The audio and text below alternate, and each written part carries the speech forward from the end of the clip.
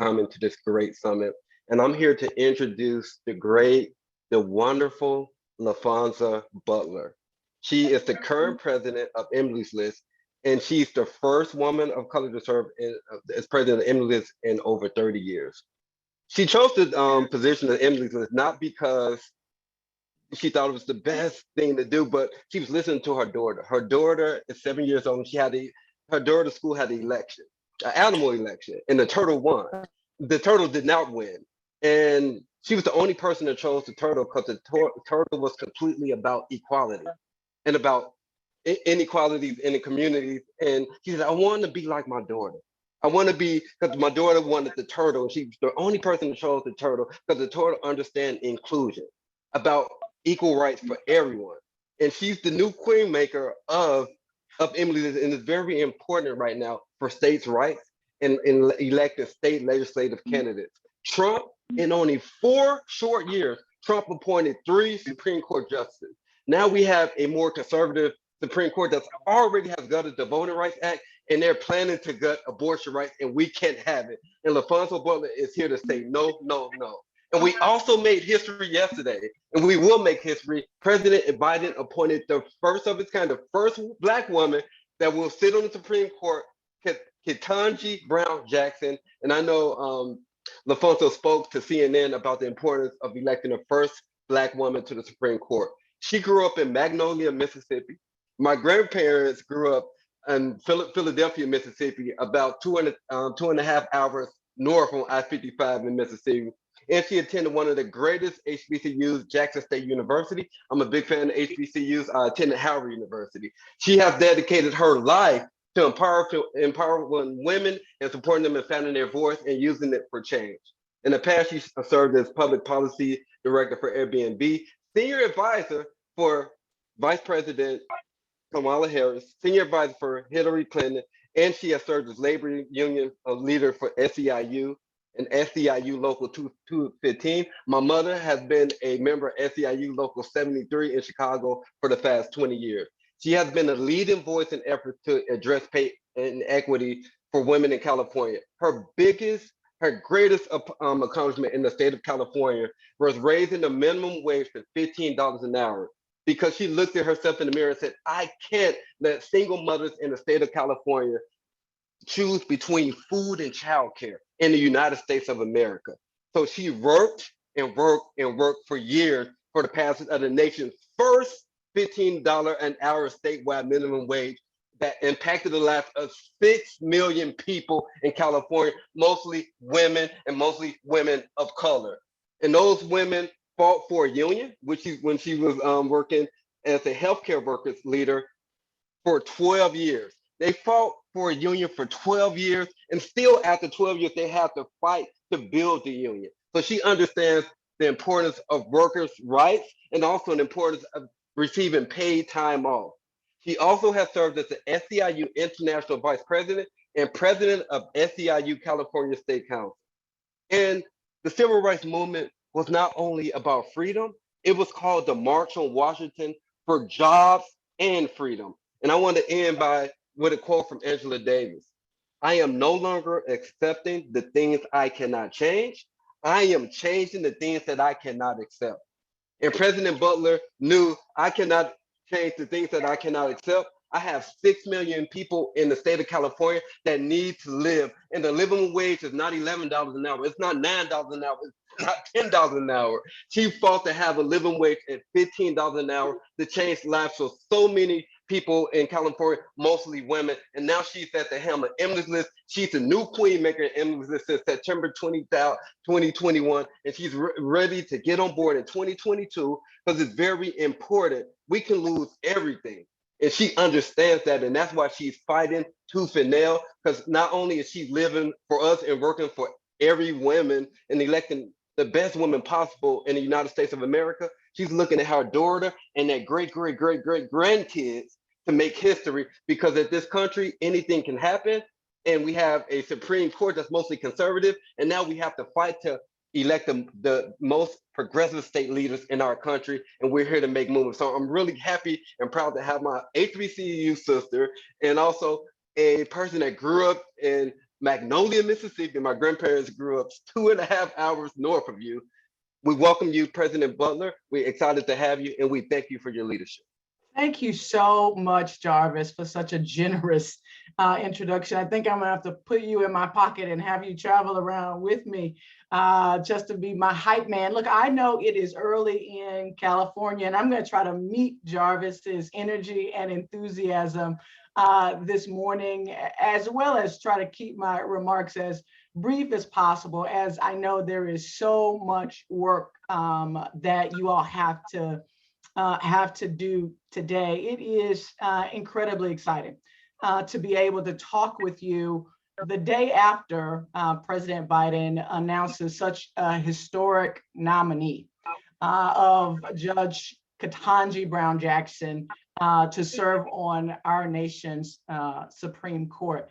And I am excited to be able to talk with organizers who understand that it is going to take all of us, not just to celebrate the historic nature of her nomination, but to also celebrate and call attention to her impeccable qualifications to be serving and nominated to serve at the highest level of the court, representing not only my daughter, but America's daughters, and so much lived experience in so many communities across the country. It is indeed an exciting time as organizers for us to be in this conversation, setting forth our goals, defining our strategy and tactics, so that we are clear as day, not just about what we need to do to support the nomination and confirmation of Judge Brown Jackson, but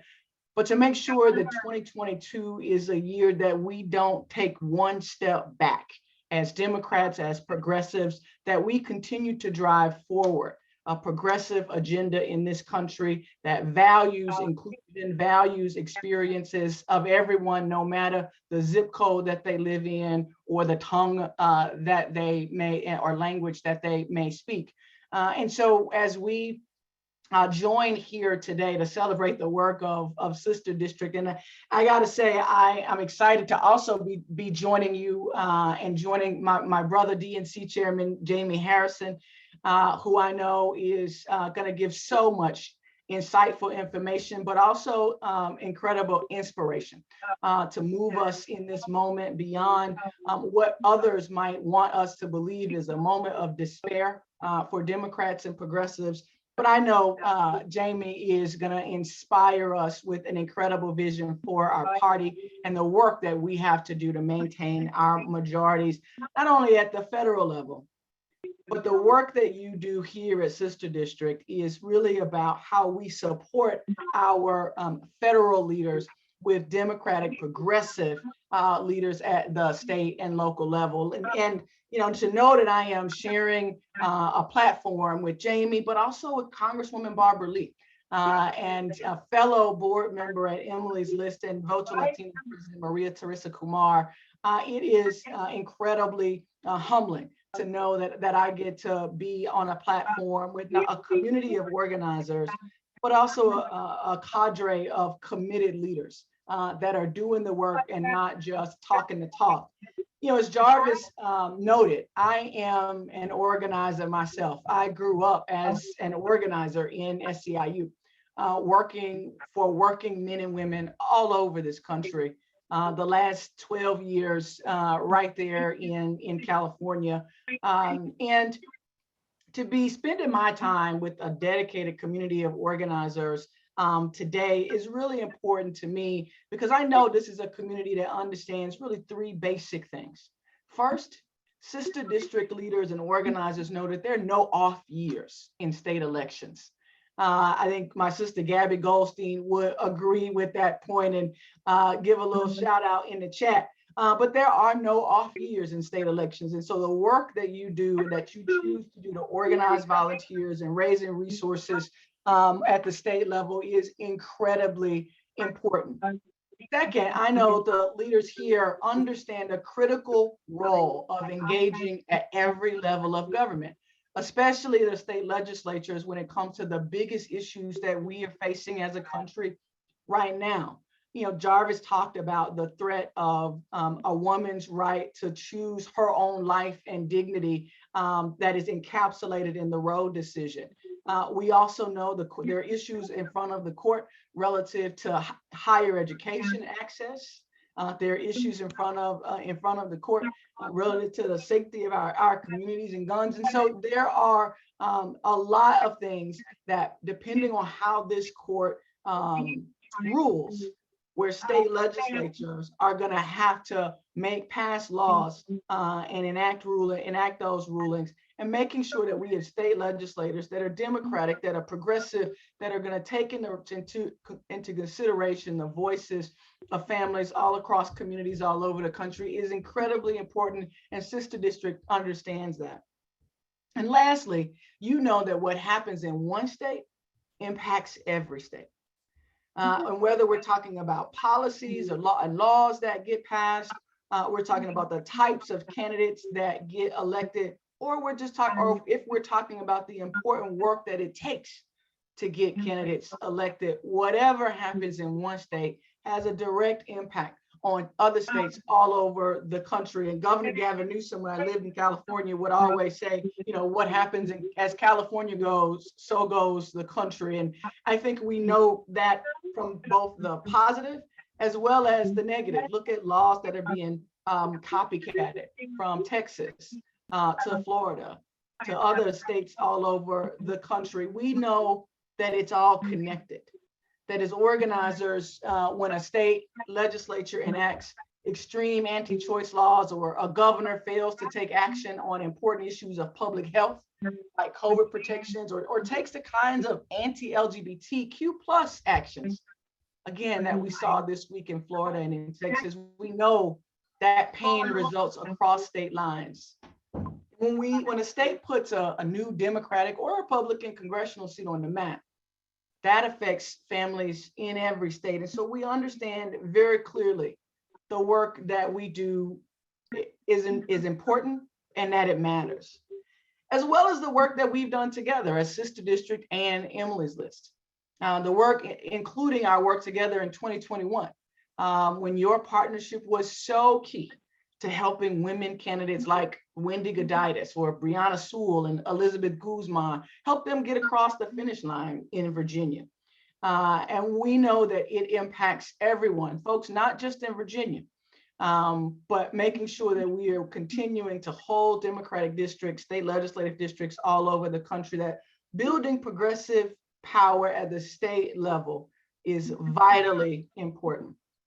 And look, I say that as Jarvis noted, but I say it as not just a president of Emily's List, but as someone who grew up in a small town, as Jarvis noted, Magnolia, Mississippi, who watched my mom work sometimes 3 jobs all at the same time to make sure that she was providing opportunity for myself and my 2 brothers. I say that as someone who, over the years working in the labor movement, almost 20 years, 18 years exactly, who's worked in the labor movement, who's seen the power of ordinary women and people choosing to do extraordinary things by claiming their political power in their communities.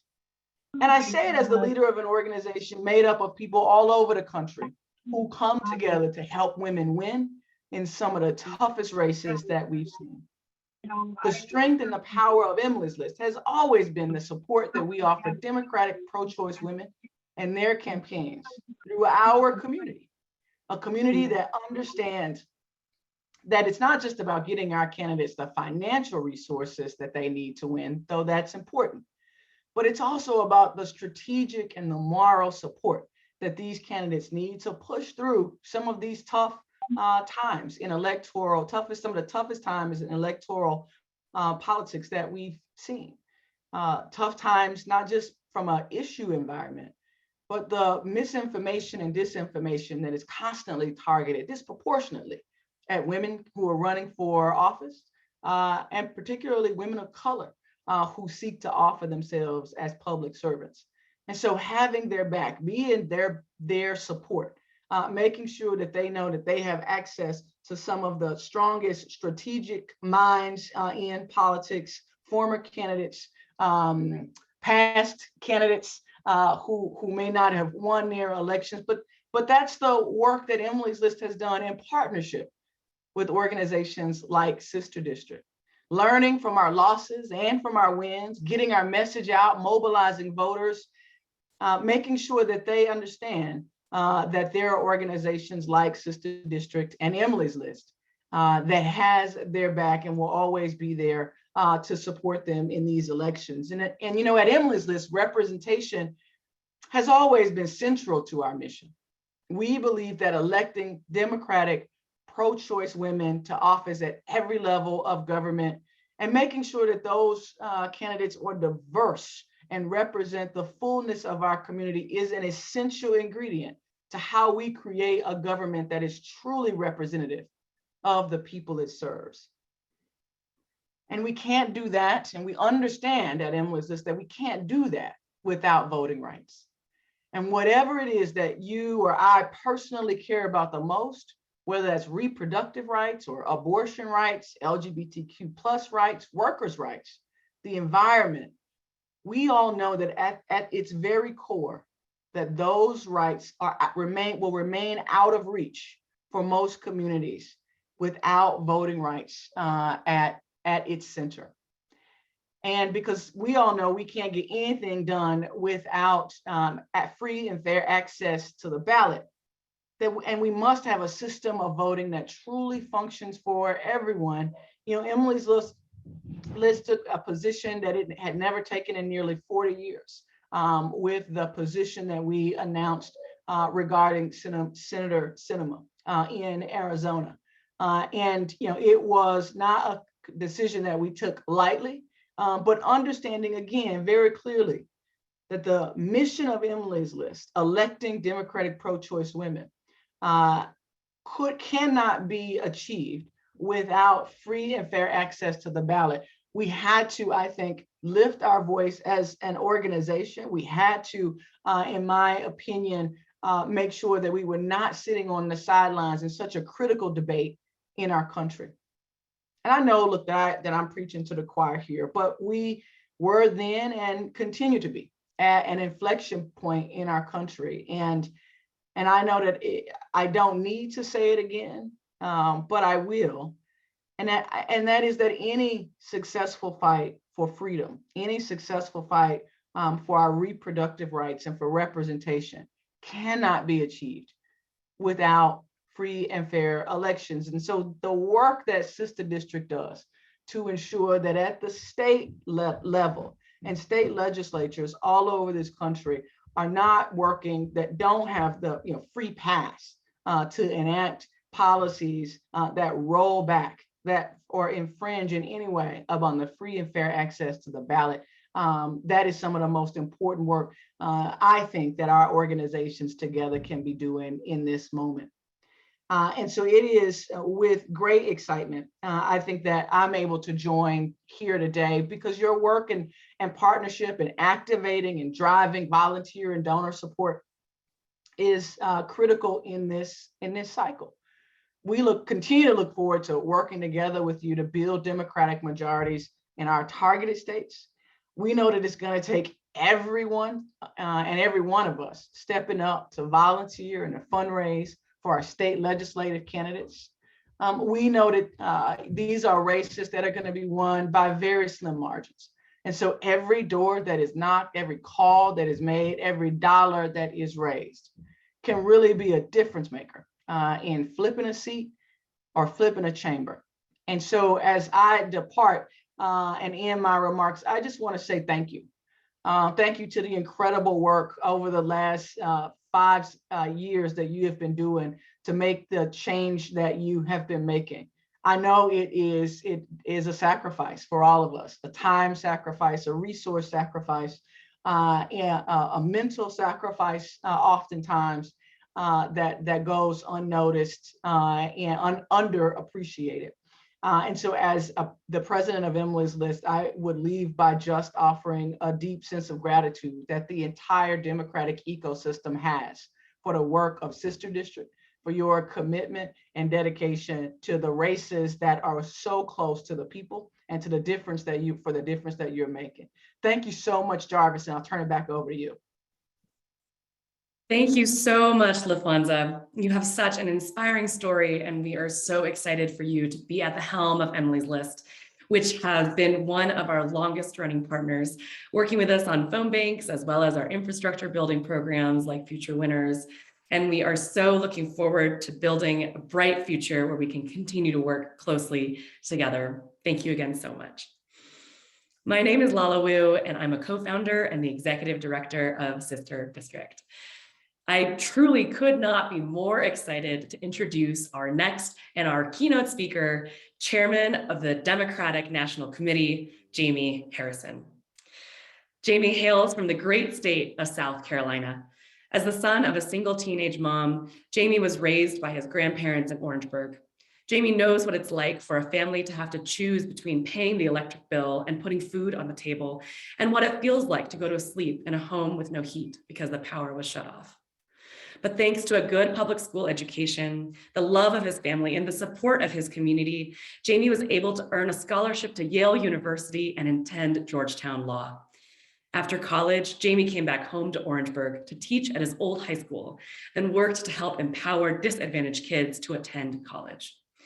Jaime served as an aide to the legendary South Carolina Congressman Jim Clyburn, and in 2013, Jaime was elected the first African-American chair of the South Carolina Democratic Party, a position he held until 2017, when he was appointed by DNC chair Tom Perez as an associate chair of the DNC.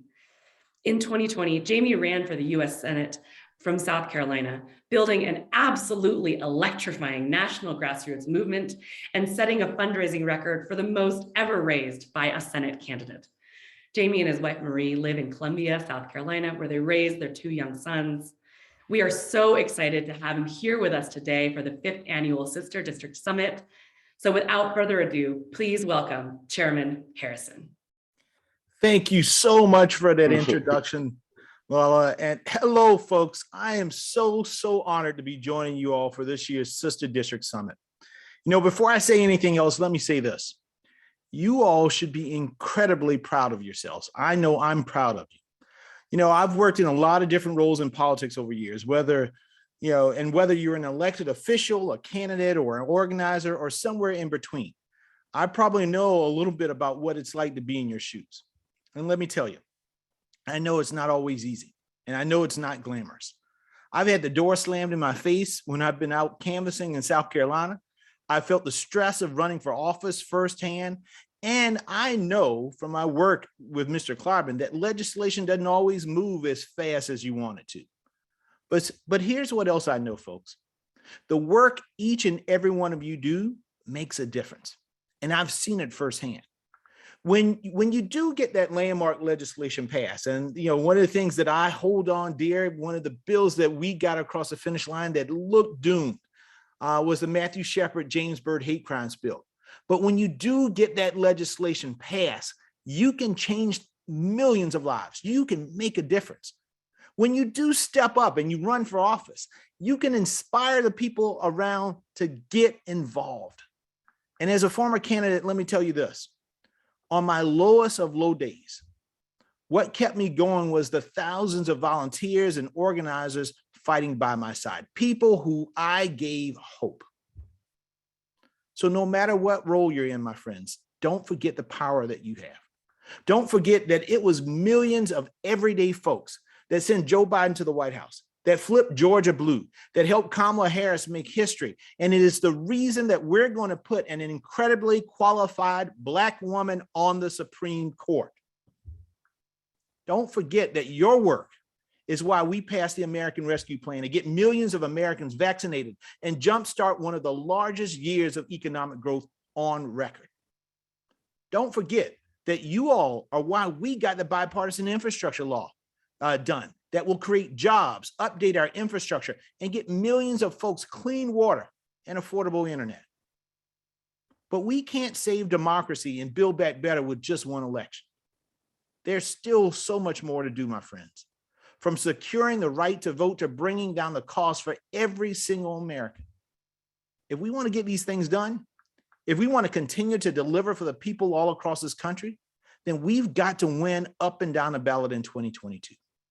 Because the Republicans have no plan. When I say it, they have no plan. No plan to fight inflation, no plan to invest in everyday folks. Don't take my word for it, just look at their records. Each and every one of the Republicans in Washington, D.C. voted against the American Rescue Plan. Every single one. So when they talk about schools being open, they can't talk about it because they voted against the money in order to open those schools. When they talk about defunding the police, well, we know they defunded police because they didn't pass the legislation in order to fund our emergency services like police officers and emerging and medical emergency facilities. The majority of them voted against the president's infrastructure bill. And what are they trying to do? They are trying to take credit now. They're going to ribbon cuttings. They're putting out press releases about, oh, we have infrastructure coming into our communities. Well, you didn't vote for it. You can't take the dough when you voted no. So you cannot take credit for it. But what did they spend their time on instead? At the state level, they're trying to make it harder to vote. In Washington, they're writing plans about how they want to raise taxes on half of Americans. Folks, the Republicans aren't ready to lead, and it is up to us to make the case to the American people. Organizations like Sister District, with your team of over 50,000 volunteers, you guys are going to be essential to that work. Your efforts at the local level in key states like Georgia and Arizona and Pennsylvania will make a huge difference. Every dollar you raise, every door you knock on is going to bring us closer to our goals. And I want you to know this, the DNC is going to be right there by your side. We had a record year in 2021, and I am fired up to build on our momentum, folks. We have gotten the largest voter protection team ever. And in many of the same states that you all are focused on, places where we've seen some of the worst voter suppression efforts, we've already got people on the ground fighting back.